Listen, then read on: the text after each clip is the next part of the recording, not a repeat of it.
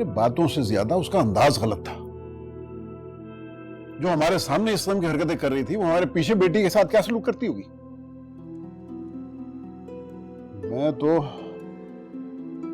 मैं तो पछता रहा हूं अपने इस फैसले पे। काश मैंने तुम्हारी बात मानी होती, कम से कम हमारी बेटी के साथ आज ये तो ना हो रहा होता। अच्छा, अब जो होना था सो हो गया, आगे की सोचें क्या करना है। ये सारा फसाद उस घर की वजह से हुआ है। जैतून का रवैया बिल्कुल बदल गया है। जब तक आप उसे घर नहीं लेकर देंगे ना, हमारी बेटी को चैन से नहीं रहने देगी। बैर बांध चुकी है उससे। अपनी जबान की कड़वाहट से उसकी जिंदगी में जहर घोलती रहेगी वो। अगर तो घर के लालच में वो मेरी बेटी की जिंदगी से खेल रही है ना, तो फिर घर तो मैं उसे नहीं लेके दूंगा। ये ख्वाहिश उसकी मैं किसी हालत में पूरी नहीं होने दूंगा। तो क्या करेंगे फिर? अपनी बेटी को जैतून के रहमो करम पर छोड़ देंगे? इस मसले का मुझे एक ही हल नजर आ रहा है, और उसके लिए मुझे साद से बात करनी पड़ेगी।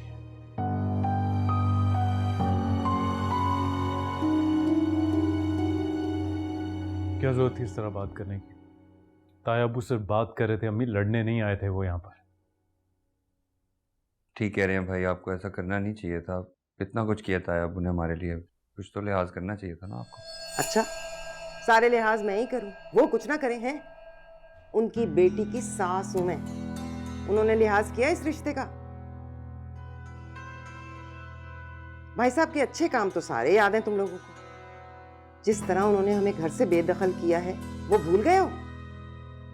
और नहीं तो क्या, बेटी के ससुराल में छोटी मोटी बातें हो जाती हैं। इसका हरगिज ये मतलब नहीं कि माँ बाप आके वहां तमाशा करें। मेरी सास मुझे कम बातें सुनाती है, मैं भी तो बर्दाश्त करती हूँ ना। कितनी बार यहाँ से कोई आया उन्हें बेइज्जत करने के लिए। बहरहाल ये सब कुछ जो हो रहा है ना, ठीक नहीं हो रहा।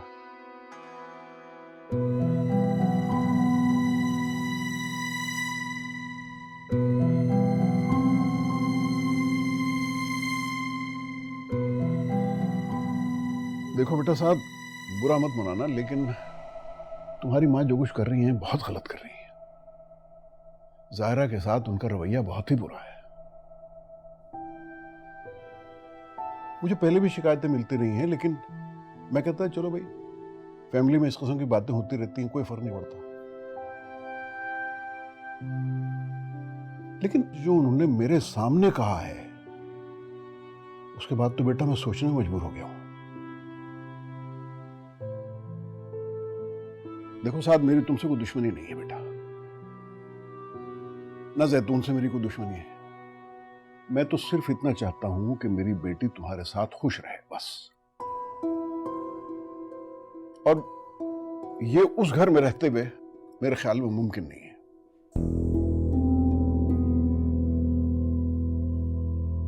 आप कहना क्या चाहते हैं? मैं चाहता हूं कि तुम जायरा को लेकर अलग हो जाओ।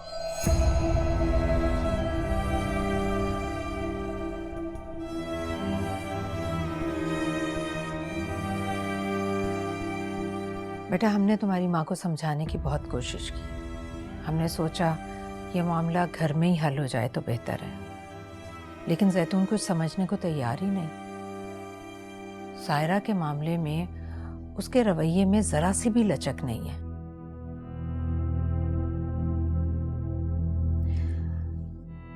जब करीब रहकर रिश्तों में बदगुमानियां पैदा होने लगें तो बेहतर है इंसान दूरियां इख्तियार कर ले। कम से कम रिश्तों का भरम तो बाकी रहता है। जायरा ने आप लोगों से कुछ कहा है कि वो अलग होना चाहती है? नहीं, जायरा ने कुछ नहीं कहा। उसने आज तक अपने ससुराल की कोई भी बात हमसे शेयर नहीं की। उसे तुम्हारी और तुम्हारे घर की इज्जत का बहुत ख्याल है, लेकिन देखना अब मैं ये चाह रही हूँ कि तुम्हें अपनी बीवी का कितना ख्याल है। उसके साथ जो कुछ उस घर में हो रहा है उससे तुम अनजान तो नहीं हो ना? तो क्या कर लिया तुमने उसके लिए?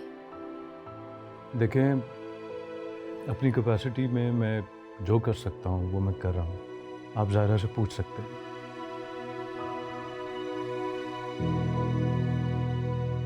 लेकिन इस वक्त मैं अलहदा घर में मूव नहीं हो सकता क्योंकि मेरे रिसोर्सेज इतने नहीं हैं। उसके लिए तुम परेशान ना हो, तुम सिर्फ फैसला करो, घर का बंदोबस्त मैं करूंगा।